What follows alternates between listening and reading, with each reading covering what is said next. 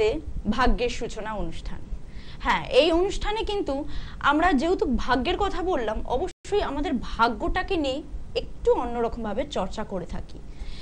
যেহেতু আমাদের ভাগ্য তো আর একদিন বা দুদিনের নয়, এটা আমরা যতদিন বেঁচে থাকবো ততদিন কিন্তু আমাদের ভাগ্য চক্র সাথে ঘুরবে।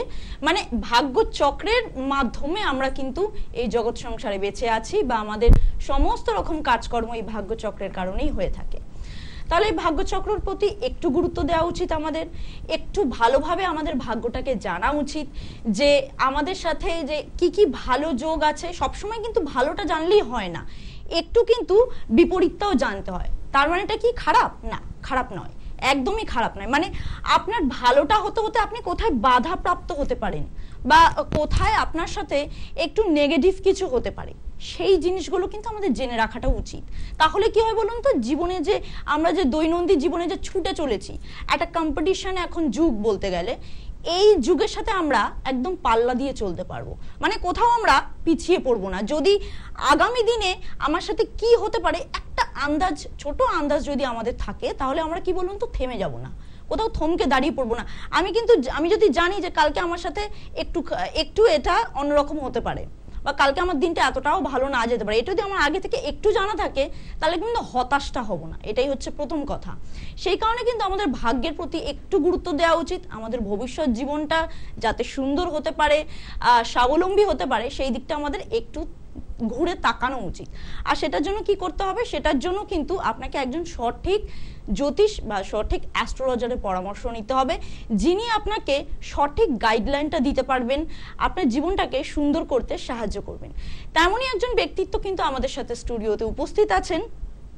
30 বছরের অভিজ্ঞ তারাপীঠ ও কামাখ্যা সাধক, যিনি কৈলাস মানস সরোবর ও দ্বাদশ জ্যোতির্লিঙ্গ একনিষ্ঠ দীর্ঘ সময় সাধনায় রত এবং স্বর্ণ মুকুট প্রাপ্ত শ্রী বিমল মুখার্জি। নমস্কার। ওম অখণ্ড মণ্ডলাকারং ব্যাপ্তং যেন চরাচরম তৎপদং দর্শিতং যেন তস্मै শ্রী গুরবে নমঃ। গুরু ব্রহ্মা গুরু বিষ্ণু গুরুদেব মহেশ্বর গুরুরেব পরম ব্রহ্ম তস্मै শ্রী গুরবে নমঃ। নমস্কার দর্শক বন্ধুরা, আমি জ্যোতিষ শ্রী বিমল মুখার্জি। আজকে আমরা একটু কথা বলি কালসর্প নিয়ে। কি শুনেই ভয় পেয়ে গেলেন তো? না না, ভয় পাওয়ার কিন্তু কোনো কারণ নেই। কালসর্প কি, এইটা আমাদের সবার আগে ভালো করে জানতে হবে। যে আমরা কালসর্প দোষ গুণ এগুলো নিয়ে প্রচুর আলোচনা করে ফেলি, কিন্তু সবার আগে জানতে হবে যে কালসর্প বিষয়টা কি, এটা সম্পর্কে আমাদের একটু জানতে হবে। সেটার জন্য কি করতে হবে, আমাদের যেহেতু আমাদের সাথে একজন সঠিক জ্যোতিষ বন্ধু রয়েছেন, তার থেকে আগে আমি তাকে এই প্রশ্নটাই করবো। স্যার, আপনি আগে বলুন যে কালসর্পটা প্রথমে কি, তারপর বাকি ডিটেলস আমরা জানবো। কালসর্প অ্যাকচুয়ালি কিন্তু কাল কথার মানে হচ্ছে সময়, আচ্ছা, আর সর্প মানে হচ্ছে সাপ। সুতরাং এই কালসর্প মানে হচ্ছে সাপের ছোবল। কাল মানে যেরকম সময়, তেমনি কাল মানে আবার মৃত্যু। সুতরাং কালের সময় মানে সর্পের আঘাত, সর্পের ছোবলকেই আমরা কালসর্প বলে থাকি। ঠিক আছে, আচ্ছা বেশ। তাহলে কালসর্প কি এক রকমেরই হয়, না এর আবার অনেকগুলো ভাগ আছে? না না না, আমাদের জন্মকুণ্ডলিতে যে 12টা ভাব আছে, সেই 12টা ভাবের মধ্যে রাহু আর কেতু ছাড়া আরো 9টা গ্রহকে নিয়ে টোটাল 12টা ভাবেই আমাদের কালসর্প দোষ থাকে, কালসর্পের নামকরণ হয়। প্রত্যেকটা ভাবকে আলাদা আলাদা কালসর্প দোষ যোগ দেখা যায়। ঠিক আছে, এবং প্রত্যেকটার আলাদা আলাদা নাম আছে। আচ্ছা, সেই নামগুলো নিয়ে কি আমরা আরেকদিন আলোচনা করতে পারি? এখন সংক্ষেপে আমি একটু আলোচনা করিতে পারি। যেমন ধরো লগ্নেতে রাহু আর সপ্তমে কেতু যদি থাকে, ঠিক আছে, সেক্ষেত্রে অনন্ত কালসর্প হয়। আচ্ছা, ঠিক আছে। এবার দ্বিতীয়ভাবে রাহু আর অষ্টমে কেতু যদি হয়, সেটা কুলিক কালসর্প হয়। আচ্ছা, ঠিক আছে। আর ঠিক এইভাবে তৃতীয় ভাবে যদি রাহু থাকে, আর তোমার নবম ঘরে যদি নবম ভাবে যদি তোমার কেতু থাকে, সেক্ষেত্রে এটা বাসুকি কালসর্প হবে। ঠিক আছে, ঠিক এইভাবে 12টা ভাগ 12টা আলাদা আলাদা নাম এই কালসর্পর আছে। হ্যাঁ, ঠিক আছে। আচ্ছা 12টা নাম নিয়ে আমরা ডিটেইলস একটু পরে আলোচনা অবশ্যই করব, কিন্তু দেখে নেব প্রথম বন্ধু আমাদের সাথে আজকে কে আছে। নমস্কার, কে বলছেন? সৌমেন ব্যানার্জি বলছিলাম। আচ্ছা বেশ, কোথা থেকে বলছেন দাদা? আমি বলছিলাম আগরপাড়া থেকে। আগরপাড়া থেকে বলছেন, কার সম্পর্কে জানতে চাইছেন আজকে? একটু আমার সম্বন্ধে জানি, স্যারের অনুষ্ঠান দেখি বহুত দিন ধরে, তার লাইন পাই না কোনো ভাবে। আচ্ছা, সবার আগে একটুখানি জানতে চাইবো দাদা আপনার কেমন লাগে অনুষ্ঠানটা? সেটা খুবই ভালো লাগে, বললাম তো ফোন করে লাইন পাই না, তার সাথে কথা বলবো লাইনই পাই না, অনেকদিন ধরে অনুষ্ঠান দেখছি দাদা। মানে আজকে হঠাৎ করে লাইনটা পেরোয়া, তাই তো? অনেকক্ষণ ধরে ট্রাই করার পর পেয়েছি। বেশ বেশ বেশ। আচ্ছা আপনার ডেট অফ বার্থ বলবেন, ডেট অফ বার্থ, জন্ম সময়, জন্মস্থান। 4th April 1990। 1990? আচ্ছা 1990 মানে 90 সাল, তাই তো? হ্যাঁ। আচ্ছা বেশ, জন্ম সময়, জন্মস্থানটা বলবেন। জন্ম সময় হচ্ছে রাত্রি 8:35। আর কলকাতায় জন্ম। আচ্ছা, কোনো প্রশ্ন আছে আপনার? আমার একটু মানে ক্যারিয়ার, আমি মানে জব করি, কিন্তু জবটা ছেড়ে আমি বিজনেস করতে চাই, তাহলে কি আমার কি সেটা কি করা ঠিক হবে বা করতে কি পারবো? আচ্ছা বিজনেস, আচ্ছা কি ধরনের বিজনেস করতে চান দাদা একটু বলুন। ধরুন মানে মেয়েদের কসমেটিক্সের উপরে। আচ্ছা মানে বিউটির উপর উনি কিছু। হ্যাঁ ভাই, এবার আমি তাহলে তোমায় বলি, তুমি এই কসমেটিক্স লাইনে তোমার শুক্রের অবস্থান খুবই ভালো জন্মছকে, সেক্ষেত্রে তুমি তোমার চন্দ্রের পজিশনও খুব ভালো। ঠিক আছে, তুমি ব্যবসা করতে পারো। ঠিক আছে, কসমেটিক্স লাইনে গেলেও তুমি উন্নতি পাবে, কোনো অসুবিধে নেই, তুমি ব্যবসার দিকে এগোতে পারো, অবশ্যই এগোতে পারো। ঠিক আছে, একদম একদম একদম তুই 100% এগোতে পারো, কোনো অসুবিধে নেই। ঠিক আছে, তোমার শুক্রের পজিশন খুব ভালো আছে, তুমি কসমেটিক্স লাইনসে ভালোভাবে তুমি ব্যবসা করতে পারবে। ঠিক আছে। আচ্ছা দাদা সঙ্গে থাকবেন অবশ্যই, যদি প্রয়োজনীয়তা থাকে অবশ্যই চেম্বারে আসবেন। আর চেম্বারে আসার জন্য কিন্তু আপনাদের সবার আগে যেটা প্রয়োজন সেটা হচ্ছে অ্যাপয়েন্টমেন্ট নেওয়া। অ্যাপয়েন্টমেন্ট নেওয়াটা কিন্তু ভেরি ভেরি ইম্পর্টেন্ট। অ্যাপয়েন্টমেন্ট ছাড়া কিন্তু চেম্বারে ভিজিট করা যায় না কখনো। সেটার জন্য আপনাদেরকে জানতে হবে বুকিং নাম্বারটা। আপনারা বুকিং নাম্বারটা একটুখানি নোট ডাউন করবেন, 8100684023। এটা হচ্ছে বুকিং নাম্বার। আরেকবার আমি বলে দিচ্ছি, 8100684023। এইটা হচ্ছে বুকিং নাম্বার। এই নাম্বারে যোগাযোগ করে আপনার নিয়ারেস্ট যেটা চেম্বার হবে সেখানে আসবেন। চেম্বার কোথায় পাবেন আপনি? শিয়ালদাতে চেম্বার পেয়ে যাচ্ছেন, কালীঘাটে পাচ্ছেন, দক্ষিণেশ্বরে পাচ্ছেন এবং চুচুড়াতে পাচ্ছেন। সবকটা চেম্বারে কিন্তু আসার আগে আপনাকে বুকিং নাম্বারে ফোন করে অ্যাপয়েন্টমেন্ট ফিক্সড করতে হবে। আর যেটা নিয়ে আমরা কথা বলছিলাম কালসর্প নিয়ে আমরা কথা বলছিলাম। তো কারোর যদি ন্যাটাল চার্টে কালসর্প থাকে বা আপনারা যদি কোনো জ্যোতিষ বন্ধু থেকে এই সমস্যাটা জেনেও থাকেন যে কালসর্প আছে বা সেটার জন্য কি কি করতে হবে না হবে, সেটার জন্য কিন্তু সবার আগে আমি বলবো যেই জ্যোতিষ বন্ধুকে আপনার প্রয়োজন তার কাছেই আসবেন। যদি বিমল মুখার্জিকে আপনার মানে কি বলবো পছন্দ হয়, ওনার অনুষ্ঠান যদি আপনার ভালো লাগে, তাহলে নিশ্চয়ই আপনি আসুন ওনার চেম্বারে। আমরা যেহেতু কালসর্প নিয়ে কথা বলছি, তাহলে আমরা একটু পরে প্রশ্নটা করে নিই স্যারকে।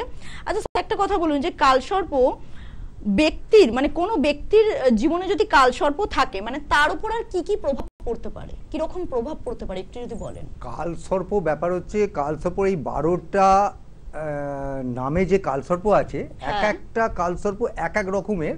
যেমন ধরো লগ্নে যদি কালসর্প যেটা থাকে, অনন্ত কালসর্প যেটা, সেটা লগ্নে থাকলে মানসিক দুশ্চিন্তা ভীষণভাবে থাকবে। ঠিক আছে, শরীর খুবই খারাপ থাকবে। ঠিক আছে, এই অনন্তর এটাই হচ্ছে মূল জিনিস। ঠিক আছে। আর যদি তুমি দেখো যে কলিক কালসর্প যেটাতে তোমার ওই দ্বিতীয় ভাবে থাকবে, সেই দ্বিতীয় ভাবে জাতক জাতিকার যে কলিক কালসর্পের তে তোমার ঋণগ্রস্ত হয়ে যাবে। ঠিক আছে, নানা রকম অশান্তি, সাংসারিক অশান্তিতে জড়িয়ে পড়বে। এইভাবে প্রত্যেকটাই মানে নানা রকম আলাদা আলাদা আলাদা জাতক জাতিকার নানা রকম অসুবিধার সৃষ্টি করে এই কালসর্প। হ্যাঁ মানে একদম। তাহলে স্যার যেটা বলেন যে এই সমস্যাগুলোতে যারা ভুগছেন, মানে স্যার যে সমস্যাগুলোর কথা বললেন, তারা কিন্তু একটু গুরুত্ব দিন, একটু গুরুত্ব দিয়ে আপনারা ন্যাটাল চার্টটা অ্যানালাইজ করান যে আপনি এই সমস্যাগুলো ভুগছেন তো কেন ভুগছেন, এই কেনটা জানার চেষ্টা করুন, একজন সঠিক পরামর্শদাতার কাছে যান এবং এটা জানার চেষ্টা করুন। আর আমি বলবো যে একজন সঠিক পরামর্শদাতা কিন্তু বিমল মুখার্জিও, আপনি ওনার কাছে অবশ্যই আসতে পারেন। এখানে এসে কিন্তু আপনি একবার যদি জানেন, আপনার ন্যাটাল চার্টটা যদি একবার অ্যানালাইসিস করেন, আপনি কিন্তু জানতে পারবেন যে যদি আপনার কালসর্প থাকে তাহলে কিন্তু আপনি ওনার থেকে অবশ্যই সাহায্য নিতে পারেন এই কালসর্পটা ঠিক করার জন্য। আচ্ছা স্যার, একটা কথা বলুন যে কালসর্প মানে কি শুধুই খারাপ হবে আমাদের জীবনে, না ভালো কিছু আছে? না, কালসর্প অ্যাকচুয়ালি প্রতিনিয়ত একটা চ্যালেঞ্জ ছুড়ে দেয়, ঠিক আছে? এবং এই চ্যালেঞ্জ যে ছুড়ে দিচ্ছে, সেই চ্যালেঞ্জ ছোঁড়াটা কোনো সময় আবার মোকাবিলাও করা যায়, ঠিক আছে? একদম যে সবগুলোই যে একদম খারাপ দিকের ব্যাপার তা নয়। এই যে চ্যালেঞ্জ প্রতিনিয়ত যে একটা করে চ্যালেঞ্জ ছুড়ে দেয় কালসর্পতে, এই চ্যালেঞ্জগুলোকে মোকাবিলা করতে গিয়ে কয়েকটা মোকাবিলা তো হয়েই যায়, ঠিক আছে? সুতরাং একবারে যে নেগেটিভিটি ব্যাপারটা সেটা নয়, মানে অনেক ভালো কাজ করবো, আর অনেক ভালো দিক থাকে এবং খারাপ দিক তো অনেক বেশি, ভালো দিকও ওইরকম কিছু ভালো দিক আছে। আচ্ছা, বেশ। আর কালসর্পের, আচ্ছা স্যার, যাদের ধরুন মোটামুটি ঘোর কালসর্প আছে, তাদের মানে প্রতিকার, তারা কিভাবে এটা মুক্তি পেতে পারে? সারা জীবন এটা নিয়ে কাটাবে এটা তো হতে পারে না। প্রতিকার বলতে দেখো, জ্যোতিষে এই কালসর্পের প্রতিকার খুবই কম হয়, ঠিক আছে? খুব মানে একদম হয় না বললেই চলে। তো তন্ত্রের মাধ্যমে এর প্রতিকার করা যায়, ঠিক আছে? তন্ত্রের মাধ্যমে রীতিমতো পূজা আচ্ছা রীতিনীতি মেনে যজ্ঞ করে, এই সর্পের পুজো করে, নানা রকম রীতি মেনে তো এই কালসর্পের প্রতিকার করা যায়, ঠিক আছে? তো একমাত্র এটা তন্ত্রের মাধ্যমেই সম্ভব, এটা হচ্ছে মোট কথা।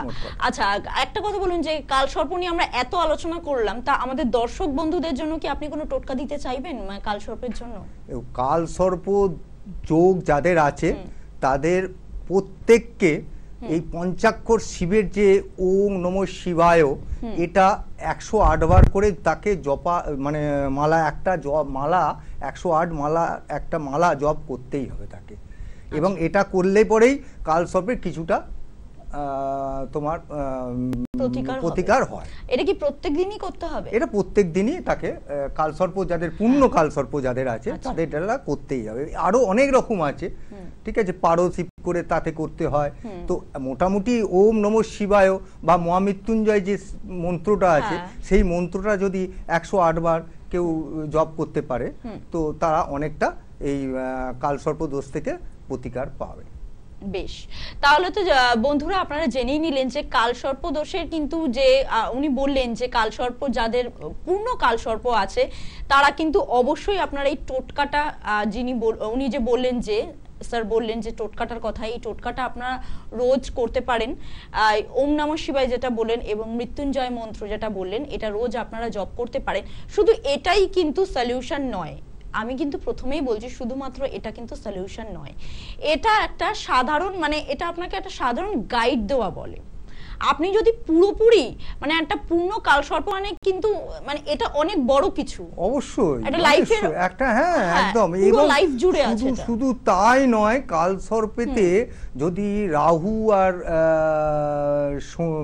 মানে কেতুর পরে কোনো একটা পাপ গ্রহ যদি বাইরে বেরিয়ে যায় ওদের থেকে, ওদের ছায়া থেকে যদি বাইরে বেরিয়ে যায়, তাহলে তো কালসর্পের ক্ষেত্রেও মানে আরো ভয়ঙ্কর, আরো অশুভ কার্যকলাপ হয়, আরো অশুভ যোগ হয়।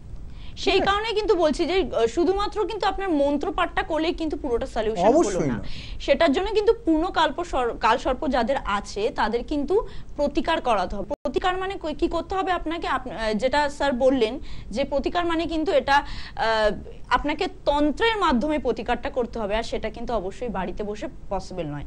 বাড়িতে বসে আপনি এই মন্ত্রপাঠটা করতে পারেন, কিছুটা রিলিফ পেতে পারেন, কিন্তু পুরোপুরি যদি আপনি রিলিফ পেতে চান তাহলে কিন্তু আপনাকে অবশ্যই চেম্বারে যোগাযোগ করতে হবে।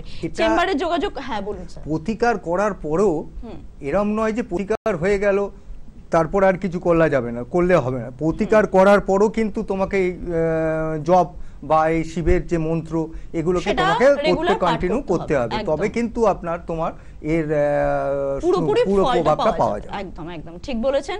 আজকে কিন্তু হাতের সময় আমাদের আর নেই, আমাদের কিন্তু আজকে বিদায় নিতে হবে। আপনারা কিন্তু ততক্ষণ ভালো থাকবেন, সুস্থ থাকবেন, ভালোবাসা থাকবেন। নমস্কার।